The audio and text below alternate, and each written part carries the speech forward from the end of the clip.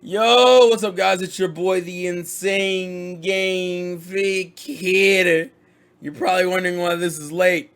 Life and health are a bitch. But this is the Sonic 2 movie review, or I would like to just call it a conversation. I will put in the title. You've already seen it, but I'm gonna just go ahead and reiterate it.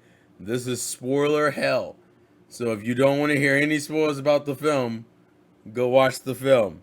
And with me, I have a guest whose head is over. Shit, I pointed the wrong way. It's over here. It's For over. real. Just say hello. Hey, hello, hi, how you doing? Hola. Other words that mean hi. I think that's like the lowest key intro you've ever done. Usually it's the No, you said say hello, and the first thing I thought of was like a bunch of other hellos. I don't know why I expected a hey everybody, what's up? It's Tyron the guy Oh, three I here. think I can do the intro. Hello, everybody. Tyrone the God 3 here. It's just I just didn't know it was that type of video. what do you mean it's that type of it's a I thought this video. was just going to be a chill, we talk about Sonic 2 I mean, that situation. is what's gonna happen, and knowing our luck, what'll usually happen because me and Tyrone tend to go on it. We're gonna all go on for at least probably an hour. We'll Mm. have random fucking people just show up in the middle of our talking. But what are you guys doing? We're fucking recording. But see that's y'all partially like these kind of videos for that. Should have chose the other fucking Discord. See, in some ways I invite it, so it's not really completely their fault. But All right. but I'll still complain about it like it is. Uh, so uh, I guess what we'll do quickly. Why wasn't this movie released on a Tuesday? I just want to point that out. Why? Why? Oh, Sonic Sonic Tuesday. Tuesday. Yeah. I mean, listen. I think they're more concerned about whether the movie was good or not, Tyron. I don't think it mattered on. I know. I'm just saying, like in my brain, that worked out. Like Sonic 2, video game wise, was the first Sonic game to ever be. Was the first video game, I think, one of the few video games to be released on a Tuesday. But they did that for what was dubbed Sonic Tuesday. Here's the thing, though. You would have been annoyed anyway because you wouldn't have been able to see the film until that weekend. Nah, I wouldn't have. Yeah, that's the thing. I was like, who the fuck? We got to stream. We'll be streaming. Sonic on Roblox. Ah, fuck. Well, you're getting some Sonic content. So, like I said, the majority of this will be like 90% spoiler. But I guess for those who want a quick, do we like the film and should you go watch it?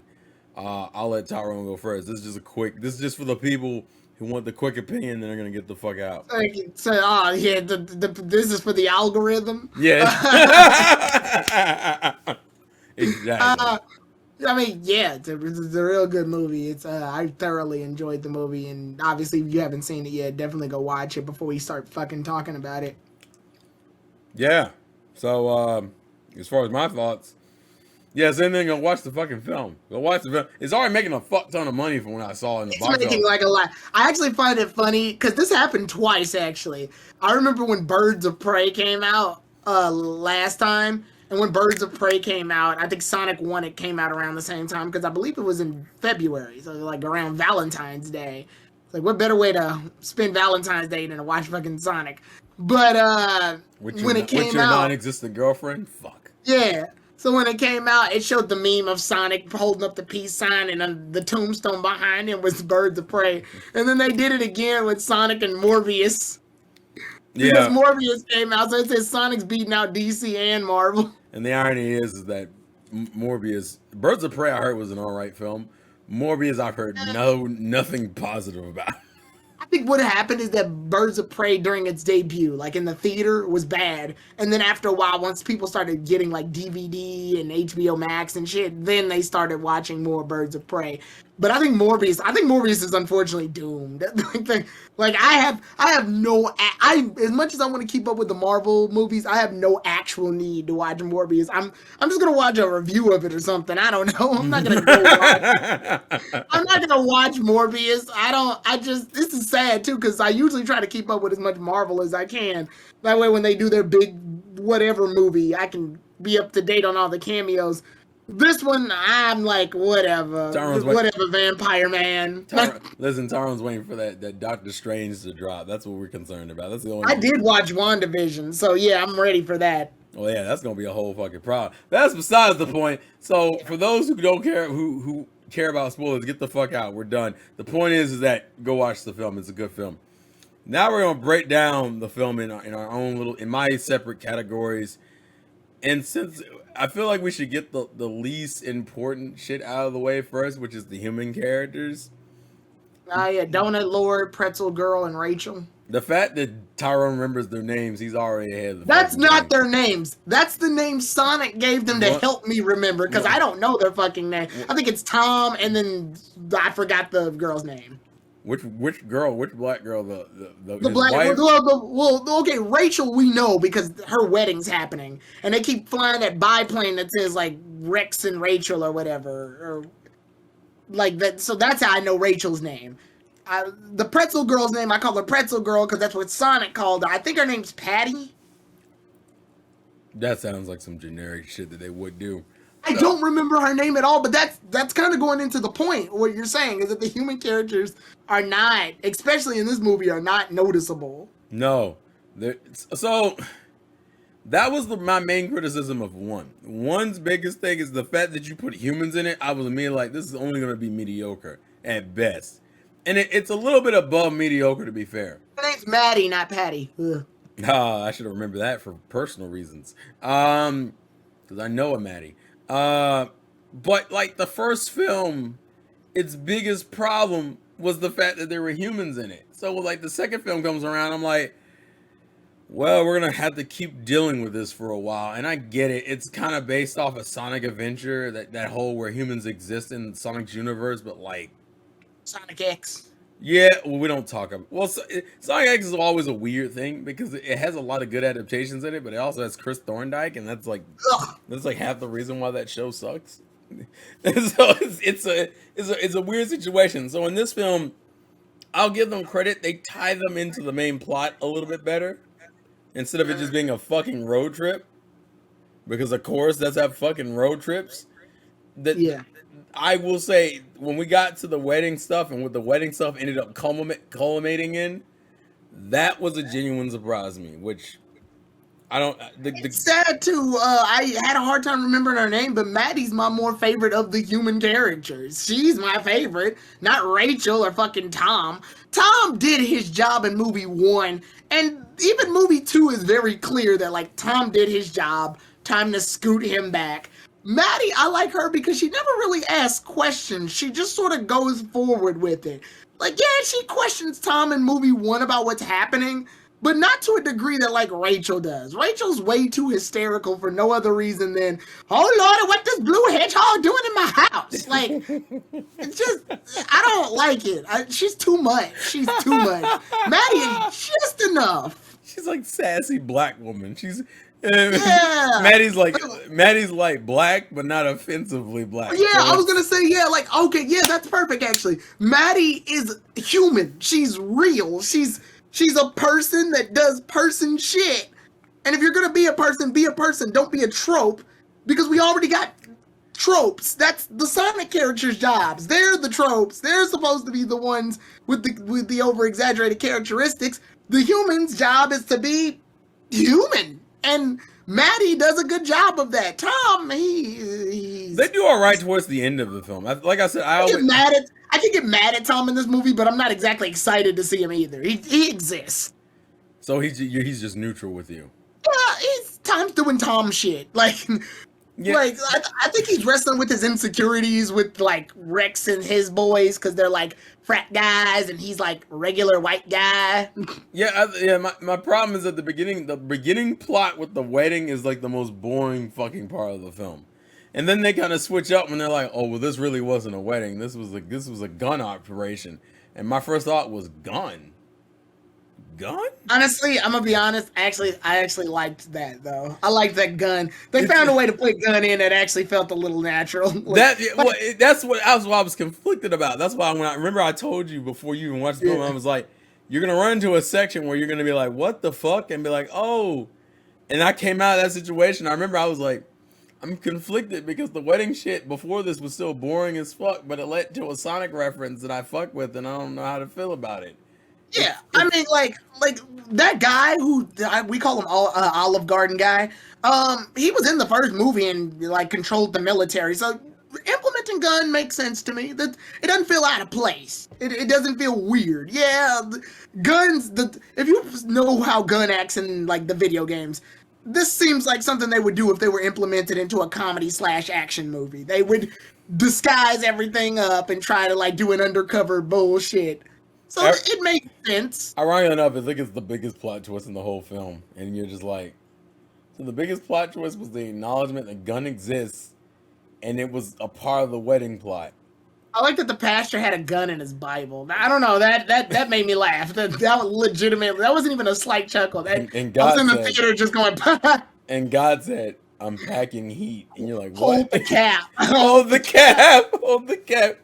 Jesus died for our sins. Hold the cap. Hold the cap. Yeah, it just, I don't know. Like that one didn't bug me. I kind of wish the gun was shaped like a cross. I don't know why. I feel like I would have cracked up at that. I think the problem is everything after that, though. Once Rachel has her, my wedding's ruined by guy in the army, and then they got to do like a whole other movie that's not the Sonic movie. Well, it doesn't even last long. It's like this. But it doesn't last long. But in the time that it does exist, it feels uncomfortable because it's like, this isn't Sonic. This is two black chicks fucking confronting a dude who lied. Like, this isn't funny.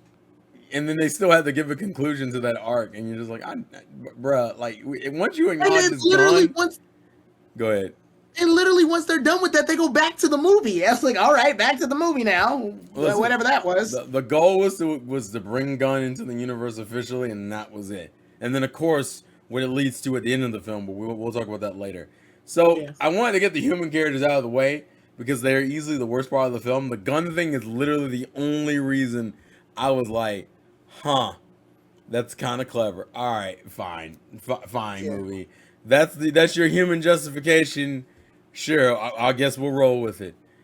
Now we just talk about Sonic characters. So let's talk about Knuckles the Enchilada, or Nipples the Enchilada. How did you feel when they first announced Idris Elba as that voice? Before you even saw him, they had announced he was the voice. I was surprised. I was surprised only because, not because they picked Idris Elba, mostly because I didn't know, like, whenever I see certain actors do movie parts, I always think, like, do they want to do it? Or are they like, I got bills to pay, and this is all I got? Like, I never stopped to think about, like, I always try to get in the mindset of what Idris Elba did. Did he make the decision to be like, hell yeah, I want to be Knuckles? Did he volunteer for it? Did he rehearse like everybody else? Like, because sometimes people just get called. Like, if you're good enough of a voice actor, they just call you. You don't have to rehearse anymore. So I was curious. I mean, and then I was like, I can see it. So I was like, the way he talks, the way he's like, I was like, I can see it. It's nothing I can't see. And I couldn't think of anybody else immediately who I think could do Knuckles' job better than Idris Elba at the time. Yeah, you could. Oh. Dan Green. Yeah. Not for a movie. Well, you say that, but then you look at Tails' voice actress. Well, yeah, with that's... I think they truly... Well, Tails has had a whole... Tails' voice acting history is, it's complicated. It's rough. It's very complicated. So I think there's more story. There's more story backing behind Tails. With Knuckles, you can be a little flexible. And I know that Dan Green voiced Knuckles during the 4Kids stuff. And then I think he got replaced with somebody else who for the love of God, I can't remember. Oh, isn't it Travis Willingham? Yeah. And you're probably thinking, why couldn't they have picked him? I think this works better, though. I can't shake it, but the way Knuckles is in this movie, I think it works better with Idris Elba. Maybe he helped make Knuckles' personality, but the way they portray him in this movie, I think this works better. He's a tribesman warrior, whereas the other Knuckles has mostly devolved into like a more of a meathead fighter. So my roller coaster with Idris Elba was weird because, for one, when I first saw the announcement of who was voicing him, my first thought was, why? like just Why him? Yeah, just why? Well, of all people. And so it took me a while. I think I was genuinely baffled until I saw the first trailer, and I was still kind of like, I see what they're going with, so it kind of makes sense. And it wasn't really until I sat down and watched the film, and I was like, okay, okay. For me, it was very much I had to watch the film before I warmed up. I needed to see him play out because like just hearing Idris Elba, I'm used to a certain version of Knuckles, and if you play the games, you are too. I'm used to the Meathead Knuckles, so Meathead Knuckles, I feel like that's not the kind of Knuckles that I would think Idris Elba would play. On top of that, if we're still gonna do the Knuckles is dumb thing, I'm like, how the hell is that gonna work? But as Tyron kind of already talked about, we got the understanding that like he's a warrior, so he's not dumb in like the I'm not no smart. It's more of like you were raised in combat your whole life. You don't understand like basic social activities and fun. He's more like fish out of water dumb. He's just out of his element. That's really what it is. He's literal. He's extremely literal. Yeah, he's the type that'll be like, I made this joke before, but he's the type that Sonic would say, let's not jump to conclusions. We're jumping to find the Master Emeralds, not wherever this conclusion place is. Like, I don't know, he seems like he would say that. Actually, he said something to a similar effect in the film, I think. Well, yeah, that's because, like, I made that up, but, like, I'm saying, like, Knuckles is literal. He's extremely literal. If you've ever, obviously, and they did this joke with these two before on Twitter, if you're ever familiar with Starfire from Teen Titans, it's a lot like that. Yeah. It's that whole, you're out of your element because you're not from here, realistically. Yes. So you don't get, like, who the hell uses euphemisms in war? You don't fucking do that. So, of course, he doesn't understand, like, basic play on words or metaphors and whatnot. And it works in that context because of it. But I gotta ask you a question, Tom. What's your favorite Knuckles joke in the movie? If I had to think of one immediately off my head, I like the joke where I don't like that they use it too many times, but I do like the joke where he shakes hands with people and crushes their hand. I also like the one where they show the little like tracking beacon where Sonic is. Eggman has the tracking beacon where Sonic is, and it shows a hologram, and he immediately goes and smashes the fucking screen and goes, there, the tiny hedgehog is destroyed. Like, what? That's your problem, man. I hate. So here's my thing with Knuckles. My favorite joke will always be the reading out the text messages aloud. And I hated it. And I hate it because it's such a basic fucking joke. But it was so left. I think it was the first real joke they gave Knuckles in the film, other than the crushing people's hands one. And it just hit me like, what the fuck? Like, and I'm like, oh, that's the kind of dumb they're playing with. Like, I think it's the first joke where you're like, he's not stupid, but he doesn't understand modern shit. So I'm like, fuck, that's funnier than it has any right to be, because it's not. He's literally just reading text messages. It's not even like, well, here's the premise of the joke, and here's the metaphor, and this is what it means. No, he's literally just reading out text messages, and it just cracked me the fuck up. He gets you know what I really hate? Because he doesn't become a part of the gang until the end of the film. He gets like a good slew of jokes during that baseball sequence at the very end of the movie. And I'm like, fuck, the movie's over. Like I like the whole, why am I using this device, this wooden device? Hit the ball to crush our enemies? I'm like, no, just having fun. I will engage in this fun. And I'm just like, what the fuck?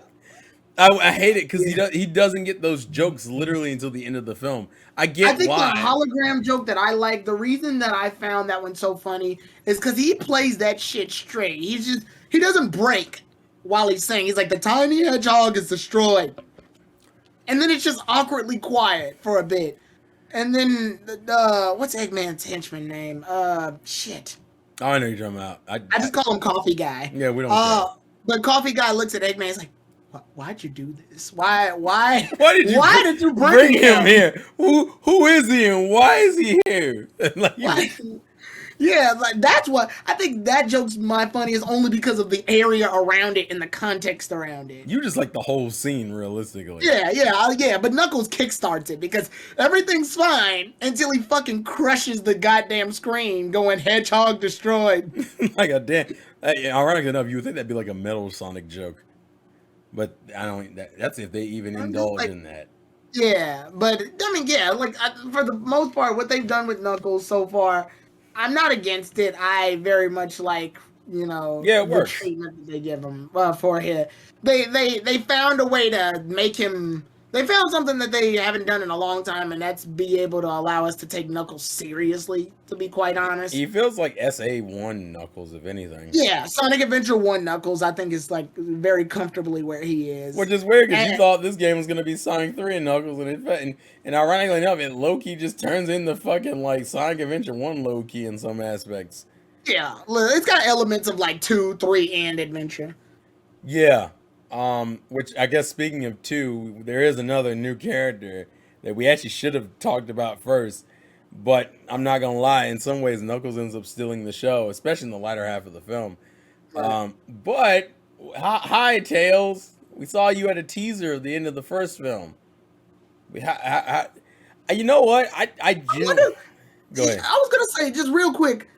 You can definitely tell that they got paranoid when they introduced Tails because his design changed Did it? from from when they made his when he made his cameo at the end of the first movie. They changed his design up and fixed it a little bit for the second one. And I'm like, and it's not even that big of a change. That's probably why you didn't notice it.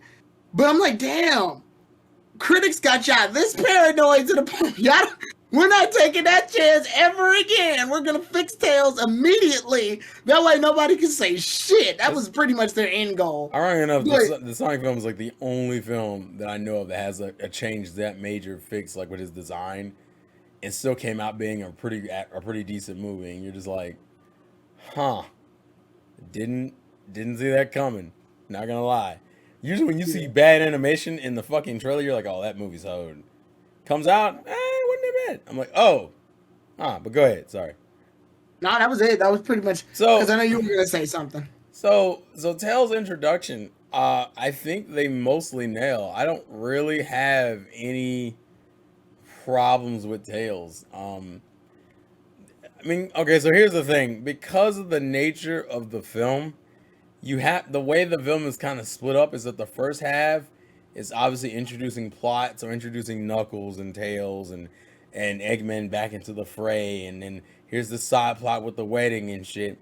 So the first half of the film is really just let Sonic and Tails bond for a little bit, and then like have the Donut Lord side plot that no one gives a fuck about going in the background, which is part of the reason why the movie feels kind of slow in the beginning, because the first half is just set up with a bunch of like minor interactions, like the damn dance off in the fucking bar, which by the way, second film in another fucking bar scene like we had in the first film.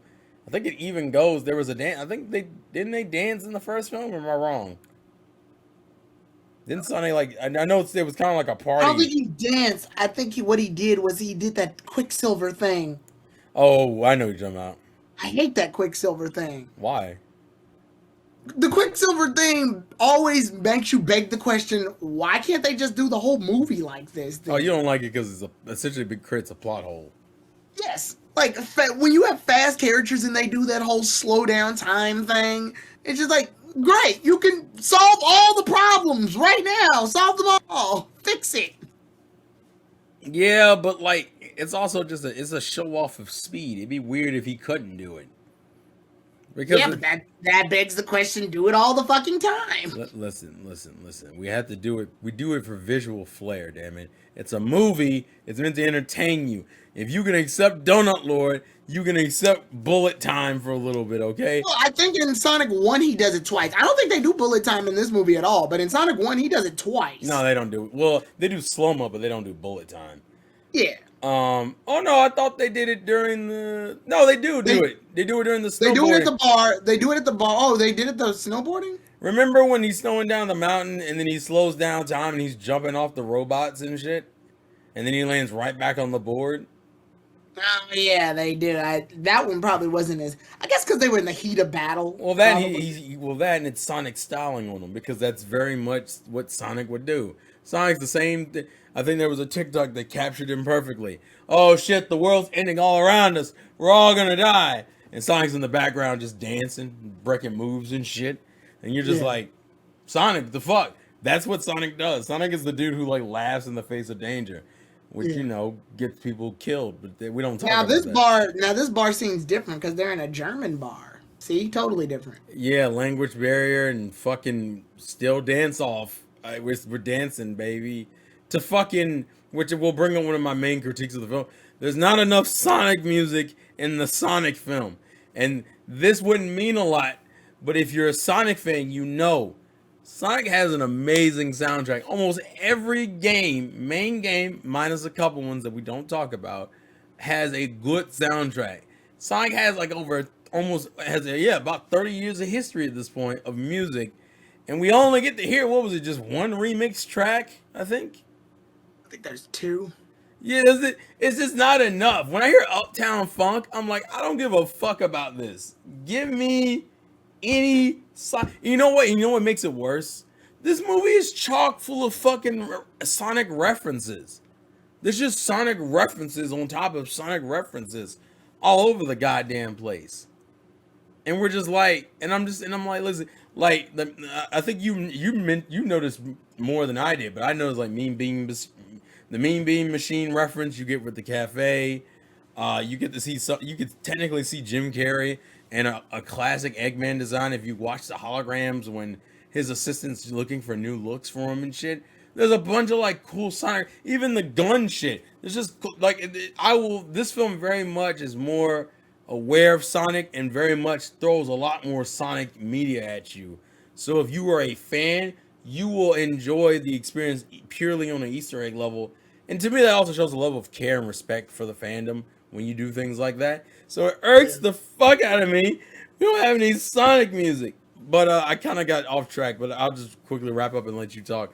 I like the Tails dynamic. I like that it builds a friendship with him. I like that it's very reminiscent of how Tails and Sonic become friends in the game / comics, where he's like, he was enamored with Sonic. Like in the movie and in the games, Tails was always enamored with Sonic. He just thought he was so fucking cool. And they kept that in the movie. He thinks Sonic is so cool.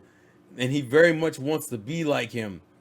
And you get a lot of these bonding moments. So when Tails gets fucked up during the snow sequence and they have to jump to where Donut Lord is to save him, Sonic's concern for him felt very genuine.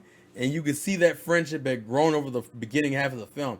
So even though I complain about the first half of the film being slow, I very much appreciate it because it culminates in like a true friendship being built there. But I'll let you give your opinions on Tails because I kind of went off on a tangent in the middle of that. Um, in any situation outside of this one, I guess Tails spying on Sonic the whole time would be creepy. But they do address something. They do address a little bit of that, actually. Tails goes, I watch you all the time. And Sonic goes, even when I'm taking a shower? And then he goes, that's a trick question. You take baths. Like it's still got a weird level of creepy to it. But they at least make a joke out of it. And it's Tails. Tails is harmless. He's not doing anything weird with that information. At least I hope not. I mean, but headcanon be damned. Tails, like, it's very clear what direction they wanted to make him go. And I like the fact that the only thing that was really holding him back was I didn't have the courage to do anything, but now I gotta at least tell you something because you're in danger. Like, at some point he admired the feats that he did in Sonic 1 so much, which kind of worked in Sonic's favor too, because while Sonic starts off trying to be a hero in this movie, he's very bad at it. Yeah. So that was like that level of validation and appreciation that he kind of needed. Was like somebody does recognize his feats. Hell, even Tom sitting there going, you can't go around being reckless in the city, which obviously Sonic takes as a pessimistic stance at first, and then slowly starts viewing Tom's perspective, which is a nice scene, I'm not gonna lie. Yeah. But for the most part, understands that he got in trouble because of the thing he did, where Tails reprimands him and congratulates him for being a hero. Obviously, those two contexts are different, and Sonic was fighting Eggman in movie 1 as opposed to trying to stop a truck robbery in the second one. So there's obviously some justification for Tails' actions more so than Sonic's actions in the first one. I mean, in the second one. But here, it's very clear that Sonic immediately puts trust in Tails when they have the dance off and do stuff like that, even when translating, to show that Sonic's grown a little bit. And it also shows that Tails is, reliable. And he doesn't let up on it. Yeah, they do that whole translation machine inconsistency, which is in the video games too. Didn't come until way later though. Like fuck, that's like Sonic Colors, if I remember right. Yeah, it's Sonic Colors. But here they find a way to make it work somehow, and they finagle with it. And I do like how Tails' inventions are definitely playing more of a central role here. I did want Tails to kind of fight like he does in Adventure 1, but I also understand the need to have different players do different things. So for the sake of, at least they're utilizing him, then that's good. I was very much fearing that he would fall background to Sonic once the movie's climaxes start building up, but they didn't do that, so it's good. Obviously the scene where they're sleeping and Tails covers Sonic up with the tails, that kind of solidifies like their friendship right there. Like at that point, it's very clear the movie is aiming to make them best friends or homosexual lovers, whatever fucking headcanon they decided to shoot. but no, jokes aside, and then the fucking Russian lady or whatever ends up sleeping on top of Sonic. That shit's fucking hilarious. Oh god. Yeah.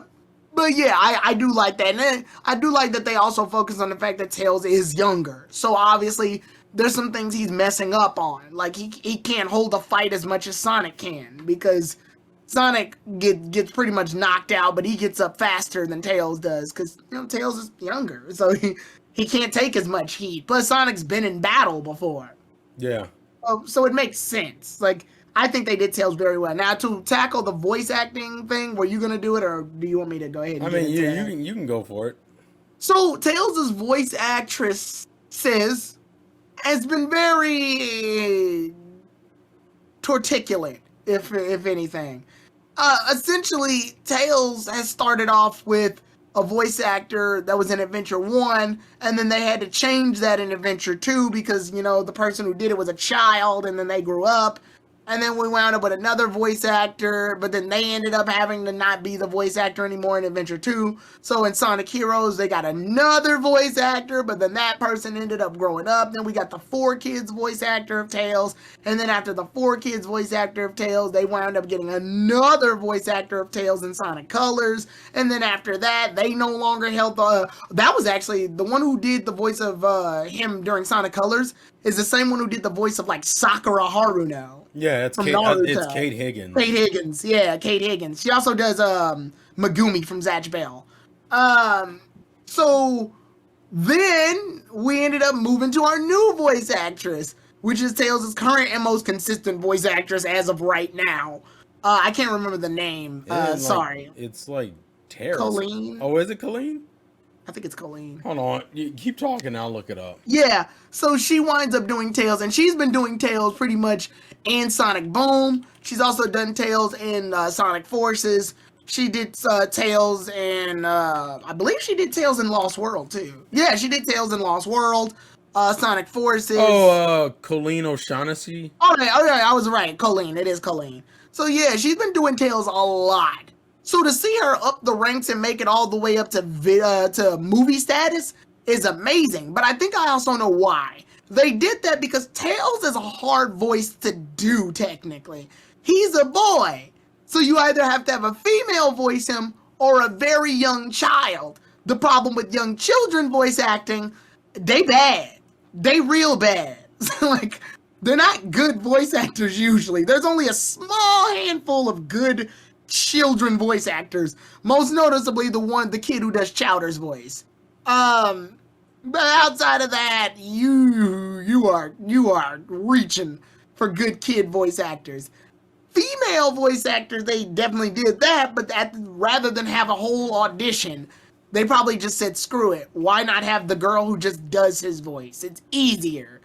So Now that here's a fun tidbit that I didn't realize, and I was just remember that mini series they did with Sonic Colors when they were promoting the Ultimate Edition, yeah, the little podcast, the Rise of the Whips mini series. yeah. Kate Higgins voices Tails in that. What the fuck? So she came back, I guess, to stay consistent with the video game. I guess that would make that's the only thing that makes sense because Kate Higgins only voiced Tails for 3 years, and Yes, Colleen has been voicing him since pretty much since 2014. Lost World. I want to say Lost World, probably. I She think voices Kate Higgins voices Tails in Sonic Generations. I know that, but then I think after Sonic Generations, I well, think yeah, she loses the role. that's because that was 2011. Yeah, so Her she loses the role after that. I think the first game she did him in Then there's a was Sonic Freeriders game too, so they're probably no, because one of the Sonic. Hold on. Oh no! I'm wrong. I'm wrong. In Free Riders, Kate Higgins voices Tails in Free Riders because that's the first time we actually hear the new voices. Oh, she also voices Charmy B. Have we seen Charmy B since then? I think the only time we saw actually, I think Charmy B makes an appearance in Sonic Boom. yeah, Charmy hasn't been in a game since Generations, right? It's almost like the Cream the No, Rabbit. no. Was Charmy in Forces? Yes. Then I think. Yeah, I think. then Forces would have been the last time Yeah. she. Cream the Rabbit has not been seen since. She is lost to time, unfortunately. That's because they don't know. You could say something about Blaze in a lot of ways, but that's besides the Yeah. point. Yeah, But going into it, I'm surprised that they did it. But they probably thought rather than go through like a list of females that can rehearse for the role, just get the woman who does it. Like it's a lot easier.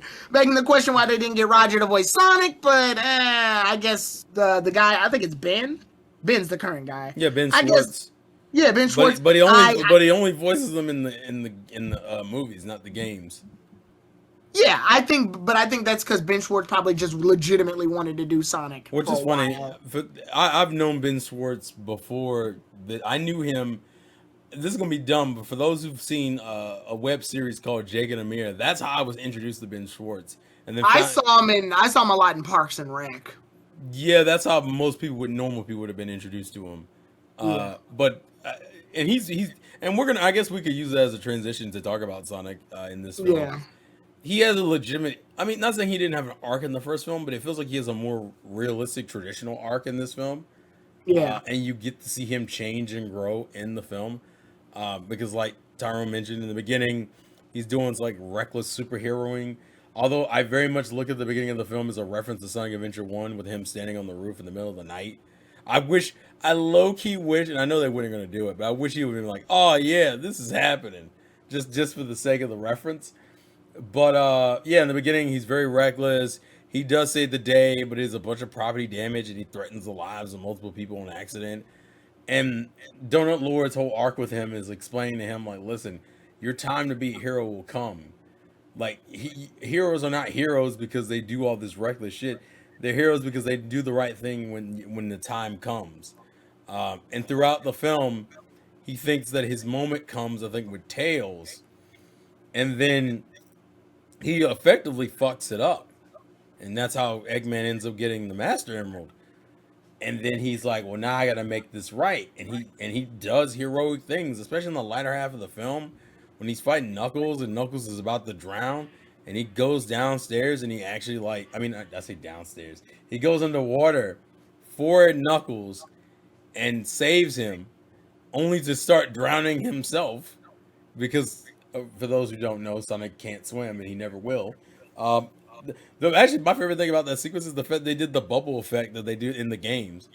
That was such a nice visual thing you didn't have to do, but I appreciate it. That's why I said this movie cares a lot more about the Sonic fan, and I very much appreciate it for it. But I like his arc that he goes from like just doing heroic shit recklessly and endangering lives to genuinely becoming the hero that us as fans know him to be, while still being that same fun-loving guy who fucking loves chili dogs. But Tyrone, give your thoughts and opinions on it. Sonic. So Sonic, I think I'm liking what they did with Sonic here, and I like that he's become a lot more selfless because he was very full of himself in the first movie, but at the same time, that's because he didn't have anybody. Where Sonic's whole thing, if you obviously remember in the first movie, is that he was alone. That was the biggest problem. That's why he would spy on like kids while they were playing baseball games and shit. Yeah. That's why he would spy on like Donut Lord and Pretzel Woman's house and family life because he wanted a family. So obviously, as the movie ends, he goes back to the baseball field, but this time he has that, and I think because the first movie kind of helps set this up. Sonic does hold other people into account now because there's other people who hold him into account. So he's able to be an older brother-like figurine for Tails and even step up and be more mature handling the Knuckles situation rather than be bitter towards Knuckles for all the shit and just sort of let him die or whatever. He's imposed to do the right thing. And obviously Tom has an influence on that. Now, again, like I said, Tom sort of takes a back seat in this movie for the most part, except for like the comedic shit he has to do. But the little influence that he does have does affect Sonic's growth as a character, and it's good to see that.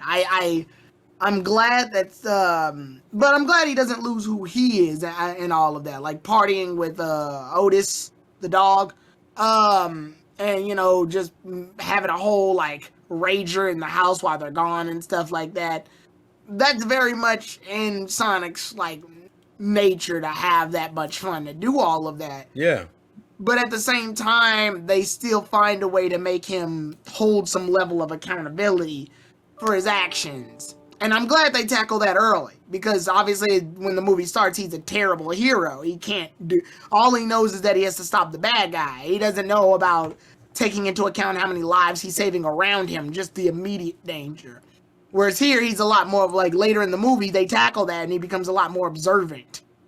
And that definitely helps towards his character growth and development. So I'm glad that they were able to keep that, and then obviously cap it off with him launching chili dogs in fucking Knuckles' eyes as a way to show, yep, this is still the same old Sonic. Him turning SuperSonic didn't change him completely. Which they try to do that. They try to do that whole Super Saiyan Goku thing where, oh, he's transformed now. He's not even himself. And then they're like, nope, he's himself. He's an asshole. Fuck you, Sonic. they keep that character in him. You know, the one thing I do like, it's not that it's a subtle scene, but it's an important scene, but a lot of people can gloss over it. It's the scene when they're in the snow area. It's like right before Tails gets knocked out, where him and Knuckles are having kind of like an interaction, and Knuckles explains like the travesty he suffered by losing his family to the owls that raised Sonic, right? Yeah, and Sonic, but Sonic does, yeah, but Sonic doesn't do that thing where he's like, well, it was the Echidnas' fault. Like he mentions the Echidnas, but he pretty much goes, well, we both lost something, and you can see that moment of human. I say human, but like the moment of like emotion. And that, I think human's still an appropriate, like, that's still an appropriate adjective. Knuckles can sense like the genuineness coming from Sonic in that moment, like that he's goofy and he jokes around, but he genuinely understood you weren't the only one that lost something. We both lost our entire... Yeah, one thing I actually do like about how they've handled Sonic in both movies actually is that while he does party a lot, they do take the moment to give him real deep, in-depth thought. Yeah. He's not just constantly, like, I would argue they do that better here than they have done in his recent games. Jesus Christ. Yeah, I would agree, actually. Yeah, like this isn't the Sonic who's going to sit around yucking and joking when he was supposed to be in prison for, like, months. He's not gonna be yucking and jiving, man. He's not going to be chilling. Yeah, like, yeah, they gotta unfortunately jam their floss jokes in there somewhere, but but at the exact same time, he does take a minute to realize the situation. Like even when he goes off to like try to fight Eggman by himself, knowing this time, which I find fun, funny parallel in in Sonic 1, he's sad because he's alone. No one's by his side. In Sonic 2, he says he has to take care of this alone. He doesn't want to put the others in danger. Because he's the one who fucked up. Right, but at the beginning of the movie, he realizes his actions danger other people. So now he feels like he's emotionally weighted and responsible, and he's trying to be accountable, but he's being too accountable. He's not allowing friends that are capable. He's not trusting his friends, which is a completely different story than not worrying about them. Not worrying about your friends means you're doing actions without any consideration for their feelings. Trusting them is when they're openly trying to reach out and help you, and you're denying them only because you feel like you need to hold the weight. So I like the parallel, and I like the opposing factors that Sonic has to balance out. So he gets depressed and realizes he has to take care of this all by himself. So he denies Tails' help and Tom's help and Maddie's help. So it's good to see that like they're making Sonic have faults, but like real faults. Yeah. Real people faults. What do you do when someone tells you to chill out and not harm other people? So you do just that. He took it literal. Call the Ghostbusters. Yeah, he took it literal, but unfortunately he took it too literal and misinterpreted the overall meaning, which is to trust in your friends who are willing to help you, but still be considerate of their feelings. So I think my favorite fight scene is the Knuckles Sonic fight towards the it's while they're still in the right before Eggman gets the last emerald. Yeah. I will say there's a lot of good animation here. I actually like the use of the spin dash. Knuckles has not electric powers, but he has power like Sonic, so it very much feels like they're on even playing field. Which is back when Knuckles used to be in the same tier as Sonic, whereas like in later games, as we know, and ironically enough, this movie is gonna lead into the same situation. He's gonna get severely outclassed by other characters. Yeah, when Shadow was in, like, remember, Knuckles was meant to be his rival for a bit. The problem is that in the games, after SA2, that just dies. And they kind of, and I won't, ironically enough, I would say Lost World kind of re-references it, but it's in such a joking manner. You're like, ha, Knuckles being Sonic's rival, LOL. And you're just like, damn it. That used to be a legitimate thing. Go ahead. Well, because it unfortunately follows the same pattern that Dragon Ball follows when they did this. Because Dragon Ball does this shit a lot, where a character winds up becoming an adversary, then they join forces, but then unfortunately they lose the traits and qualities that made them interesting when they were antagonistic. AKA when Tien was an antagonist and broke Yamcha's leg and was an assassin and had to like measure out whether or not he should still be an assassin or a traditional martial artist. But the moment he joins Goku, he's second fiddle to Piccolo, who's second fiddle to Vegeta. like this happens a lot, unfortunately. Yeah. And I'm hoping that the third movie is gonna find a way to utilize Knuckles to where he still maintains relevance. Now, before we tackle the tease at the end of the film, there's one other character there's two things we haven't addressed. We haven't addressed the very end of the film, and we haven't addressed the Eggman, Mr. Carey himself. Yep. So I don't know how I want to start this. I guess the best way to describe it is that Jim is a fun Eggman, and you still enjoy him as Eggman in this film. But I'd be lying if I told you I don't know if I say he's a little extra. I don't know how I describe it. It seems like he's trying too hard to stay hip or modern with the kids. And I have to acknowledge that Jim Carrey's Eggman is not Eggman. So, like, there's some isms that he doesn't do or have that I'm used to with Eggman. Especially considering Mike Pollock has done him for so fucking long. That's the only Eggman a lot of the fan base really knows or recognizes. Jim, like, he's still funny. Like, he's funny in both films, but I feel like his humor feels off in the second film because they try to go this weird like, he says that shit like, hi, hater, and I'm just kind of like, later hater. Yeah, later hater, and I'm just like, that doesn't that doesn't feel right as for an Eggman thing to do. I will say they at least are respectful and they keep him consistently smart throughout the film. But man, his humor kind of hits this weird dead zone with me sometimes. Now his physical humor has always been great.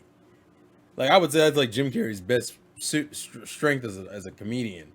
His physical humor has always been god tier. But some of that dialogue just didn't. I don't know if I would say it didn't sit well with me. I don't know about you, Tara. It just felt off. But I'll let you give your thoughts.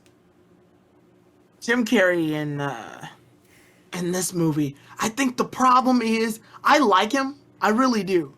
I liked him as Eggman in the first one. He was probably one of the most entertaining features in the first one as Eggman because he does find a way to make it so that even though he's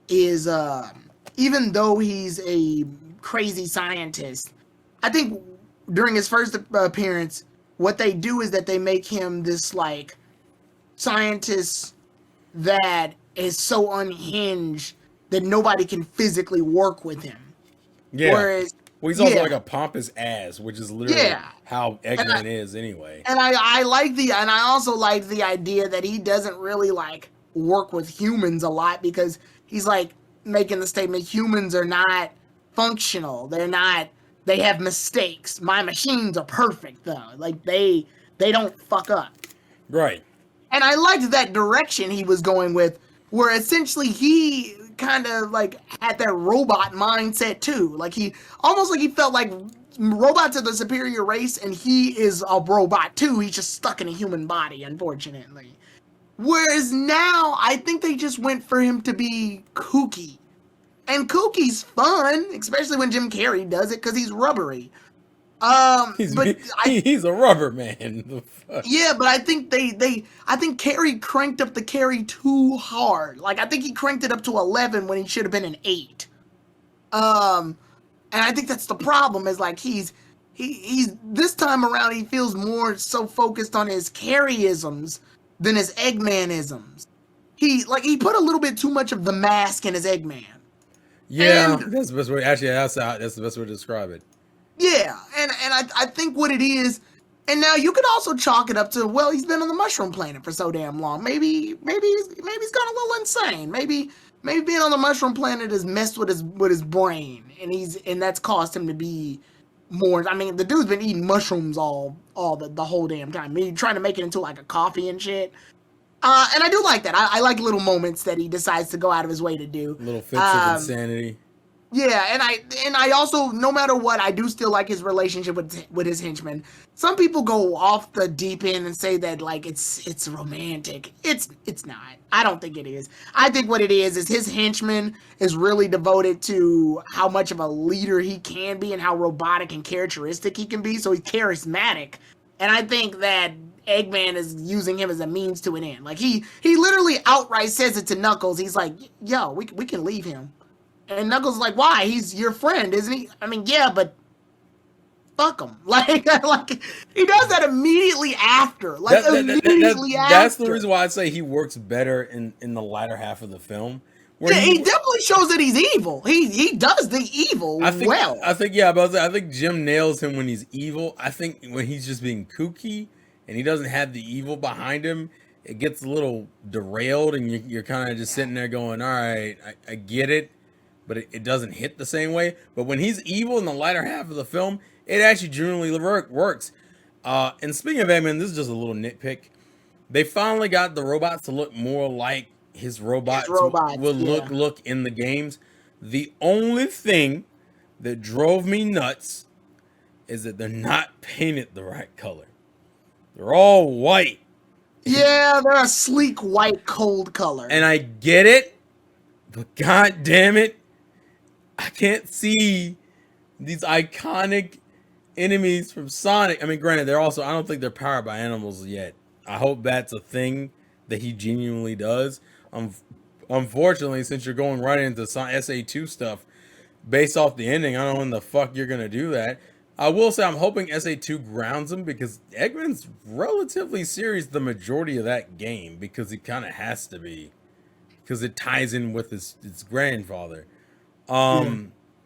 I think he does. He still does a good job. I just think he does a better job in the latter half when he's not worrying about being ass kooky.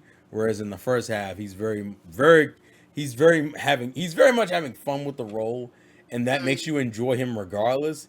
But like, it's one of those things where I enjoyed it on the first viewing, but I can see myself in the second viewing being less enthused by it because I know what jokes are coming and they're not going to hit as hard. Yeah, weirdly in the first half, I think Jim Carrey's movements are funny. Yeah, Because he's still trying to be moving. Like when Sonic's about to punch Eggman I and know what he you're about like to do. does that little aside to where Knuckles comes in. Yeah, He like it's like opens his introducing. and he like opens his hands and slides. That's a Jim Carrey move. Yeah, That's straight up a Jim Carrey move, and it's funny. And he doesn't have to sit and make jokes about it. It's just a movement he does because Jim Carrey's weird. That's how he moves. and he's always been good at like the physical humor. Like that's like I Yeah. said, that is his bread and butter. Like Jim Carrey is the funniest when he's doing. Or like when Sonic and Knuckles are fighting, so he just busts out the popcorn that Sonic was gonna eat when he was watching the movie, and he starts eating the popcorn and watching on the sidelines. Yeah, So like that's funny. I like that. yeah, when he's allowed to be like funny in his way, it works. But when he's Yeah. trying to be like, I think it's his dialogue that fucks with me more than anything else. And like I said, it's because they tried to throw in all this weird lingo that really doesn't work for Jim Carrey If or you're not Eggman. flossing, then you're losing. And you're just like, oh, you're trying a little bit too hard there. But I get it's a children's film, and judging the numbers, people fuck with it. But like, no. On a side note, I do not like this one interaction with Eggman and Knuckles. That I don't know if you want to chalk this up to a Knuckles joke or an Eggman joke or just the scene. Eggman releases a bunch of robots while Knuckles is climbing the wall. He's like scaling the wall to get back up. I know to I know what the joke cliff. you're talking about. He Yeah. goes, "These robots cannot defeat." Oh, they are stairs. I like that joke. I like that. That's You know funny. why? That- Because it would have been perfectly in his character to portray Knuckles, like which is what he does later on. yeah. I guess the last thing we'll talk about, and it goes towards the end, is obviously the Master Emerald. Kind of how they somewhat rewrote the Echidna backstory, and then SuperSonic. The Echidna backstory is probably the quicker thing for me to get. I originally had my issues because I was like, is he still gonna be like the protector of the Master Emerald, or like is that just not a thing he's gonna do? And they still tied in with the past of the Echidna tribe. It's just different. It makes them more like warriors who fought instead of like a. I'm people. actually kind of glad. Really. The problem with Knuckles protecting the Master Emerald in the video games is that we had to keep making up reasons why he left Angel Island. Yeah, it's true. Where here, he's a little bit more free now. He's not restricted to that. Do you think they'll re-bring it up in later in the movies? I think he's gonna hold the Master Emerald as a level of responsibility based on the events that have happened in this movie. But I don't think he's. And also, I'm glad they made it a good size. The Master Emerald used to be huge, like Yeah. fucking huge. Now it's about the size of a normal Chaos Emerald, which means the Chaos Emeralds are about the size of a giant marble. Yeah, which kind of leads into that. I like it's weird because there's no Chaos Emerald lore, but like if you know the games, it made perfect sense when the Master Emerald broke and you went, oh, especially because in SA2 they even reference how the Master Emerald's supposed to have like the ability to control like all the emeralds, like all the Chaos. I like Emeralds. it. We didn't need a movie where they had to hunt for all the Chaos Emeralds. Just find the Master Emerald and the Chaos Emeralds inside. That I can live with that. That makes sense. That makes sense. Well, remember the Master Emerald's been hidden all this time. It would make sense the Chaos Emeralds wouldn't be far from it. They would just be hidden inside like the rest of them. Yeah, that's fine. I can deal with that. That's good. We don't need the Chaos Emeralds to be this like. I'm fine with this. Like combine all the Chaos Emeralds and get Master Emerald. I can deal with that. Yeah, and I like the way it happens where like they get the Master Emerald, they accidentally they think they're about to die, and through the power of love, he becomes SuperSonic. Which, not gonna lie, as a fan of Sonic the Hedgehog, that's just a cool fucking scene. And then he proceeds to beat the ever loving shit out of Eggman. Like it is the. Well, I want to make a comment on Eggman. Since we're talking about the Master Emerald. Go ahead. I like the fact that when Eggman gets the Master Emerald, Not only, I mean, he turns green because that's the color of the emerald, I guess. And then he has the power to telepathically control machinery. I actually do like that because it means that powers differ based on whoever's got it. Yeah. And Eggman seems like that's what he would do if he had the power. If he has the power, he's already a roboticist. He already works with mechanics, with metal, with machinery. Also, so naturally he's gonna take apart machinery and place it together for his own image. That makes sense. That's in his character. And also, if you're a fan of Sonic the Hedgehog, you recognize the robot he makes at the end of the movie. Yeah, it's the Death Egg Robo. Yeah. I kind of low-key wish they would reference some of these names, but I get why. Like, realistically, No, I'm kind of glad they didn't. I'm kind of glad they didn't. It's more like a choke tail situation. It's more like a special, like if you're a gamer and you like Sonic, you'll get it. Which is why the manual to control him is literally a Sega game guide. Like, yeah, which I think any Sega fan would get. You don't even have to be a Sonic fan to get that one. Yeah, I liked that. That was cool. I thought that was pretty neat. And then we get the cool team up with Sonic, Tails, and Knuckles. That's Sonic Heroes. I know the next movie we're doing is the Adventure 2 plot, but that was Sonic Heroes. Oh no, you can Heroes. It definitely is a Sonic Heroes reference. They knew what they were doing the minute they posed, and then they had them run forward. I was like, this is Sonic fucking Heroes. It almost feels exactly like the beginning of Sonic Heroes, other than them not having a casual conversation. Well, from the moment the camera zooms in on Sonic, Tails, and Knuckles, it feels just like the Egg Fleet scene in Sonic Hero. I was like, this is Sonic Heroes. You can't convince me otherwise. This is Sonic Heroes. And I do like the part when the machines are like going around attacking them from all sides. So you get that camera zooms, that little camera circle. They did it in the Avengers too, where the camera circles around while all the fights are happening. Yeah. That's nice. That's a nice touch. Like, Tails is like shooting robots with his little gun. Knuckles is breaking them with his fist. Sonic's kicking them. And like, I was like, yeah, this is nice. This is a great climax to this movie. Yeah, definitely. So now, movie's over. Everyone's cool. Before you get that, I also do like that Sonic and the others have that time to plan out their plan too. Each character has more of a utilitarian purpose here. Sonic knows that Eggman wants to destroy him specifically, so he's the distraction. Knuckles is the strength, so when they get up there, they can actually get him. And Tails is the mechanics, so he's got his intelligence and he knows how the robot works, so he can get inside of it and fool Eggman long enough to get Knuckles on the attack. That's using each character individually without one having to be stronger than the other or this or that. Or it brings a level of use to all three of them. And It also brings that story climax to fruition where each alone Sonic can't do anything. He can't beat the problem. But with his friends, he can, because the friends all have something to, provide. Yeah, to contribute. Even Tom and Maddie, for as much as we talked about them being kind of like sidelined, them being there emotionally for Sonic, is what gets him to SuperSonic, so it helps. Yes. And then obviously the baseball scene at the very end of the film is really nice and heartwarming, and it very much makes me look forward to their dynamic in the future, because I think that dynamic, I hate that it's at the end of the film, but I love it because it means I have something to look forward to. Yeah. But before we get out of here, we do have to talk about that teaser at the end. So at the end of the first film, they teased Tails, which led into essentially Sonic 2, 3, and Knuckles essentially. Yeah.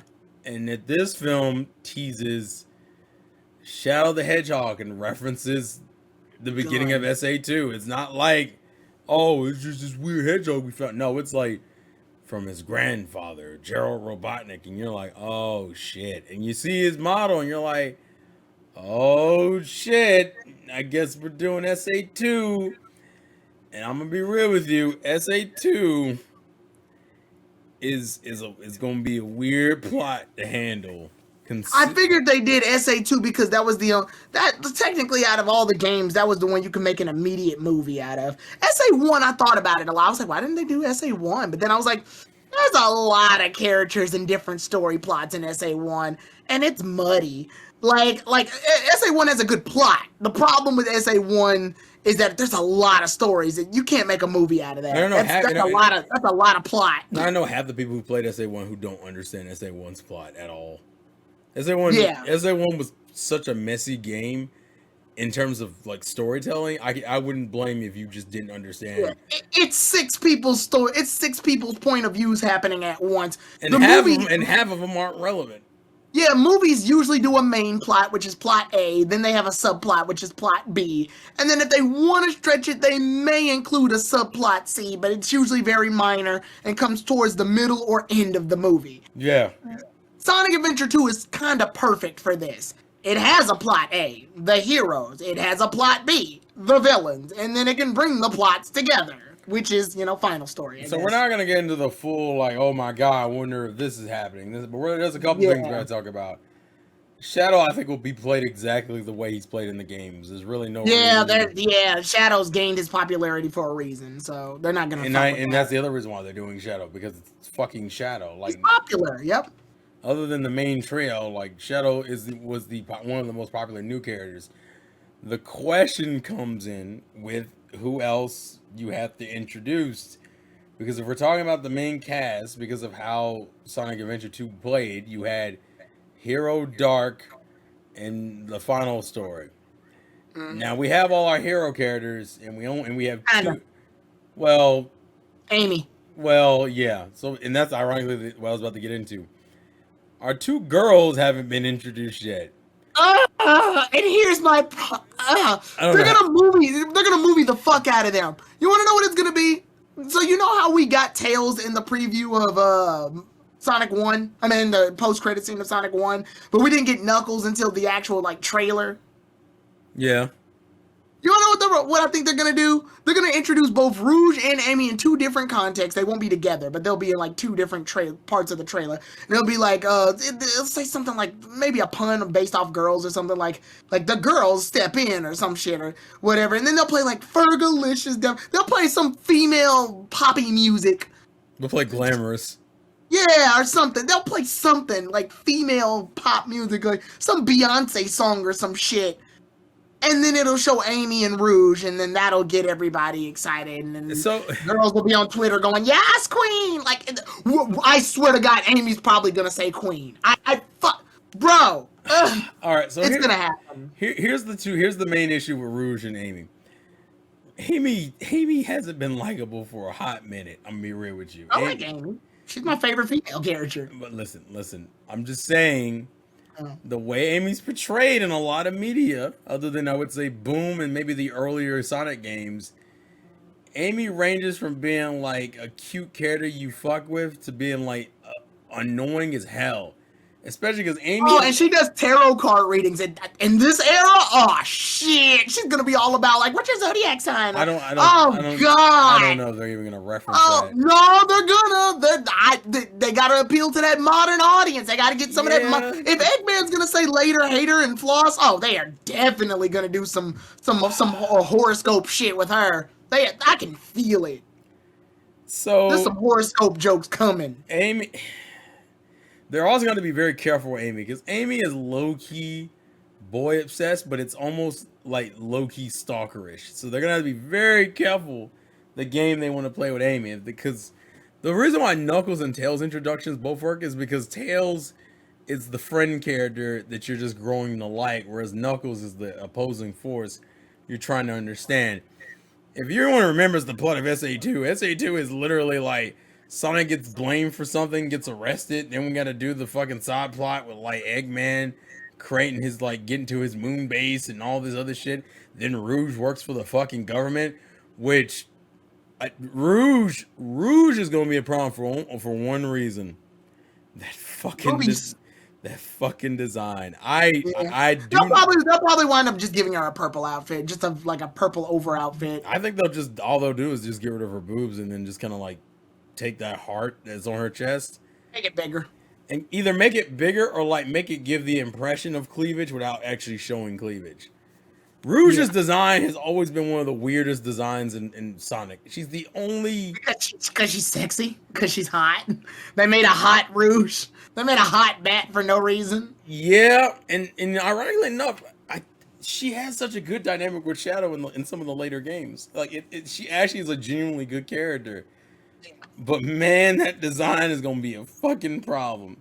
And they'll do some dumb shit like Angelina Jolie to voice her, and I'll be like, what the fuck? What are we doing? I'm concerned because those two Yeah, girls. who's gonna play like Maria for the flashbacks? Like, Oh, well, I mean, that'll just be a girl. I mean, I'm not overly concerned. Maria's dead through the majority of this anyway. oh She's. yeah, and then they gotta shoot a child. That's right, they gotta shoot a child. Are they actually gonna? I'm curious how Maria much. got shot. That's the plot. You know that, right? Yeah, but I don't know if they're gonna show it. Remember, these are kids' films. They're probably gonna off-screen it. Yeah, they'll probably do what they do in the games. The guy does the shot and then they flash straight and transition forward with a fade out to white. Yeah, it's almost like the gunshot wakes Shadow up. Ah, fuck. Yeah, it's like that. It's literally that. The hell's happening? And the song's about what? This is happening. Like, what the fuck? This is happening. This is happening. Maria got shot. So it's not that I'm not excited for 3. I'm just concerned because 3 you can fuck up real easily.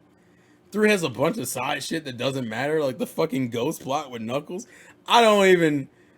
Part of me wants to see it on the screen, but realistically, it serves no fucking purpose. It serves absolutely no purpose. It's a very iconic scene. Actually, that's the main problem with 3. I mean, it's gonna be with 3. Tails and Knuckles sometimes have moments where they're not doing shit. Also, are you gonna introduce Tails as mech? Considering we technically okay. So here's the thing: we have the Yeah, a tornado. We have the tornado, but we don't acknowledge it being the tornado yet.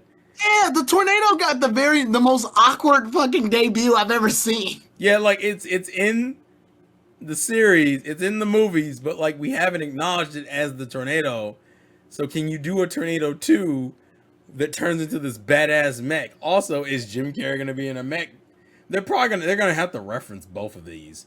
But like I don't know how the fuck. All I'm saying is that Sonic Adventure 2 has a bunch of shit going on, and it's gonna be a lot of things you're gonna be worried about because it's not gonna be as simple. Oh, look, it's the 3rd film. I can't see how they're introducing Shadow. If the film was just focused on Shadow and maybe the side plot was Amy or some shit, that'd be fine. That's not what it is. The side plot's gonna be Sonic running from the fucking police. Then the other side plot's gonna be fucking Tom. That's the problem with the humans. You're gonna have to deal with Donut Lord. And I'm like, does that work? Are you gonna have Donut Lord work with Gunn to get in contact with the president so we can get that weird scene later on in the film where he jumps through the president's limo and is like, and is Eggman gonna blow up half the moon? Is that like there's a lot. There's a lot of things to be concerned about, and for right now I'm sticking with the girls. Amy and Rouge are gonna be the most things I'm concerned about. Grant, I think we have like another year or 2 before that even becomes to pass. But Rouge and Amy are going to be the biggest tales of how this movie's going to go, because Amy realistically is only important to the plot until at the very end of the film. So you're going to introduce Amy in the same film. She's like relevant at the very end of the film with Shadow helping. And then are you going to do the fake death thing with Shadow? There's just a lot of shit you're going to have to do. And Rouge is just a fucking design. Rouge is design. I will say this, though. If we get bat boobs in the trailer, I'm 110%. Like, all right, best film ever. You had the balls to do it. Wow. Listen, to have the balls knowing what this is going to do, Rouge's design has always been controversial. And we both know this. If they have the nerve to fucking do her legit the way she is in the games, I will be fucking floored. I'll be like, all right, you get points just for the willingness not to back down. It's a dangerous road you're walking, but yeah. But I think that pretty much covers Sonic 2. Yep. It's a good It's a good film. movie. It's a good film. We enjoyed it. Go watch it. It's still in theaters. Now we gotta see what that Mario film's talking about that we don't know anything about because we haven't gotten. Think about it. I didn't even think. You know why you didn't think about it? Because they haven't said anything about it. They're just like, it's supposed to come out this holiday, ironically enough. What the fuck? Yeah, we haven't seen any trailers. We haven't seen any trailers, and we haven't seen anything. We just know that film is being made, it exists, and it's supposedly coming out this holiday. And Chris Pratt's gonna be playing Mario, so yeah.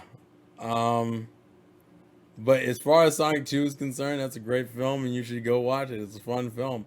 I'm probably gonna buy that on Blu-ray when it comes out on Blu-ray. Yeah, it's better than the first film. Go watch it. Uh, Definitely. with that being said, I think we're done, right? I don't think there's anything Yeah, else. I think we've covered everything. We covered everything. So thank you for watching this long movie review. I appreciate you guys hanging out. Sorry this was late. I was just not feeling well last week, and that's why I didn't get recorded. And time schedules, like literally, for those who are curious, after we finish this, we're both going to be streaming. I'm gonna have to drink some water or get a lozenge or something, just so I don't fuck up my voice again. Um, but yeah, thank you. Go subscribe to Tyrone the God 3's channel. He's uploading videos again. It's very exciting. So look forward to more content. Actually, there will be future content coming soon anyway. So look forward to that, and we will have more. Also, doesn't Sonic was it Sonic Frontiers? Doesn't that come out this year or is it next year? That's this year. Yeah, some more Sonic content coming no matter what happens. Not like I got other shit to play. Sega, you fucks.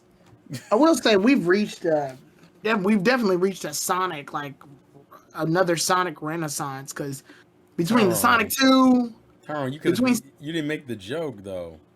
what? Another Sonic boom. Uh, All right, go ahead. Sorry. well, between this and then like that speed simulator that came out that was really fun for a very cheap price on Roblox. And then we got free? and then we got Sonic Origins, like Sonic making a comeback, obviously. And all they gotta do is not fuck up this game. Pretty much. Sega, don't fuck up the game. Sega, don't fuck up the game, please.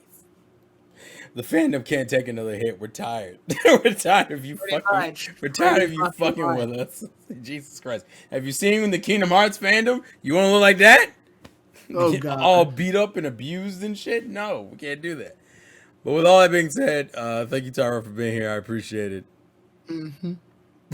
And look forward to the next videos either of us make on our respective channels. But this has been your boy, the Insane Game Freak. Tyra only got 3. Life's a game. Play to win. And we will catch you guys later. Peace off.